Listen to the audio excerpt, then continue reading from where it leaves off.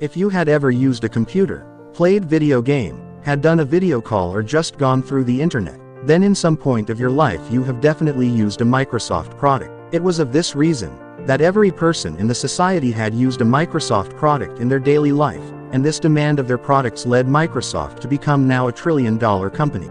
But like other big companies, the story of Microsoft also had a very humble beginning. In fact, it started out with a couple of teenagers in high school. It was in 1968 Lakeside School. 4 students had drawn their interests towards computers, and one of this was the teletype Model 33, which they wanted to use for their computer programming just to play games, or to make class schedules. But the problem was, you need to rent computer for its usage time, which was a bit expensive for them. But instead of paying the rent to use the computers, they decided to exploit some bugs in the computer system, to use it for free.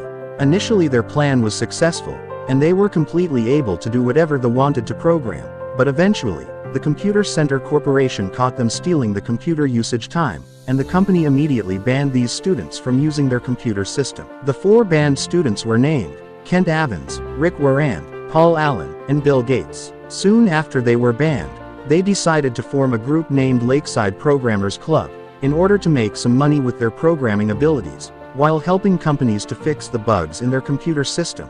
And their first customer was the Computer Center Corporation, the very same company that banned them previous year for exposing bugs in their computer system. Several years later, 17-years-old Bill Gates and 19-years-old Paul Allen made a new venture together, called Trafo Data, which used the newest Intel processor to turn raw traffic data to comprehensive and easy-to-read reports. However, this business didn't last long, as Bill Gates had to leave Harvard University and to enroll in a pre-law program, and Paul Allen left for Washington State University to pursue a computer science degree. In 1975, a popular electric magazine featured a new computer, named Altair 8800 microcomputer, which was a revolutionary product that was viewed as the first commercially successful personal computer. Now, both Paul Allen and Bill Gates caught a glimpse of the Altair 8800 issue of the popular magazine. So, 2 of them called each other up to make programming language interpreter for the computer. And soon after their call, they ended up talking to their inventors of the Altair,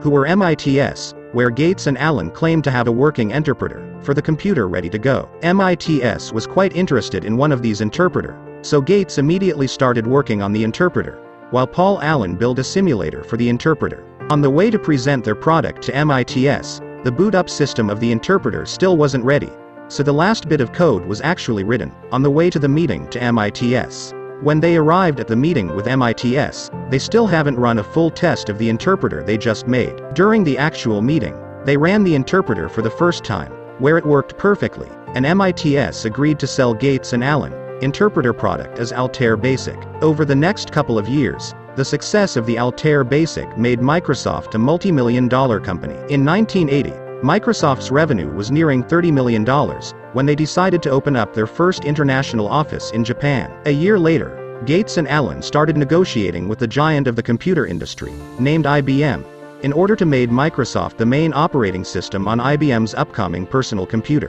Both the sides agreed to a deal, but once again, Gates and Allen did not have an operating system before making the actual deal. So what they ended up doing was buying a standard operating system from a local computer company called Seattle Computer Products. They actually bought this operating system for $75,000, which was 86 DOS, and they promised to pay a small amount of royalty to the company, and later it was renamed to MS-DOS. About a year later, in 1981, IBM launched its personal computer, which became an immediate success, and made MS-DOS the dominant operating system in the world. And just Microsoft didn't license its first operating system to IBM, it also licensed its operating system to over 70 other computer companies, including Compaq Computers. The only company that didn't use MS-DOS at that time was also another medium-sized computer startup company, named Apple Computers. Now the dominant of MS-DOS ended up propelling Microsoft's revenue and valuation. In 1983, when Microsoft has just passed 1 million installs of MS-DOS, Paul Allen has to leave the company due to a critical disease. That time Microsoft was working on a word processing program called MS Word, a spreadsheet program called Excel, and a graphical user interface called Windows.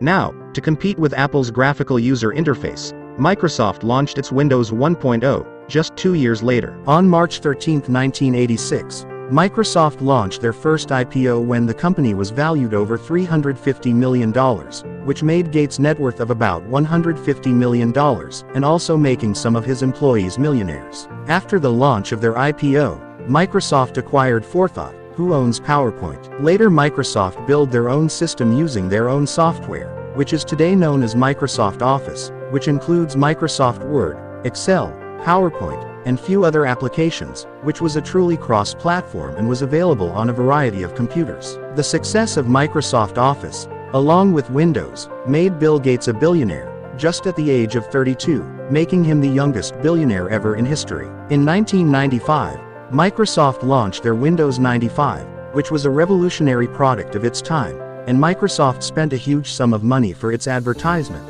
which again boosted the revenue of Microsoft over the next couple of months. With this huge amount of money, Microsoft also ventured in different fields, like in 1996, Microsoft opened a news channel which was 50% owned by Microsoft, which was Microsoft National Broadcasting Channel, was commonly known by the name MSNBC. They then created an internet browser, called Internet Explorer as an standard internet browser, and also bought 10% of Apple's share, to make Microsoft products available on Apple computers once again. In 1993 to 1996, Microsoft was growing so fast, that Microsoft net worth was nearly quadrupled by $261 billion, while making Bill Gates the richest billionaire in the world at that time. In 2001, under the guidance of Steve Ballmer and Bill Gates, Microsoft launched the Xbox, Windows XP and programming languages, like .NET and C#, which are used to design many websites and modern-day video games. At this point, Microsoft seemed to be invincible, and had their hands almost in every field, but except the smartphone industry. Now, today you are probably using a phone which is either running on iOS or on Android, which came in the market in 2006, but way later in 2003, Microsoft had launched their first mobile operating system called Windows Phone. At that time, it was predicted that Microsoft would create a monopoly in the cell phone industry. Similarly, they did in the personal computer operating system industry.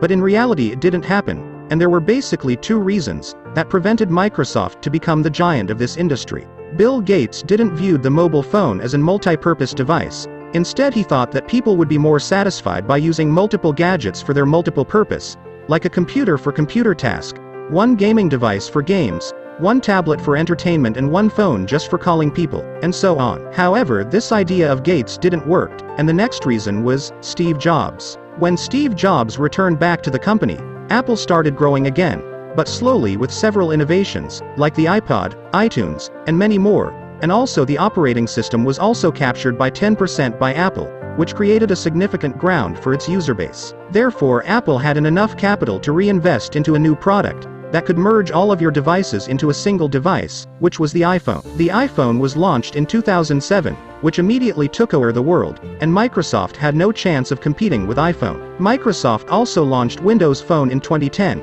however they were 3 years too late, and the market was then completely saturated, and was very hard for Microsoft to beat the competition, which eventually led to the decline of the Windows Phone and was finally stopped. Bill Gates considers this as their biggest regret in business, after losing their hands from the smartphone industry. However, Microsoft were able to create other products during that time, like the Windows Vista, Windows 7, Bing, Xbox 360, Xbox Live, Microsoft Service, Microsoft Edlog, Microsoft Azure, and also acquired some big companies like Skype and Nokia. In 2013, Microsoft worths more than $100 billion, but it was becoming more of a backseat thought to the other tech companies like Facebook, Apple, Amazon, Netflix and Google. At this time, an Indian named Satya Nadella became the new CEO of Microsoft, and soon Satya became the CEO. Microsoft purchased the programming platform called GitHub, social networking site named LinkedIn, and also bought a gaming company called Mojang, who were the creators of Minecraft. At this time, Microsoft was completely focused on cloud computing, as one can see the drastic growth of Microsoft Azure in the last few years, and the success of Azure led Microsoft to become one of the leading cloud computing companies in the world, just after Amazon. After watching this video, let us know your opinion on Microsoft below in the comment section, and also your view regarding their business model.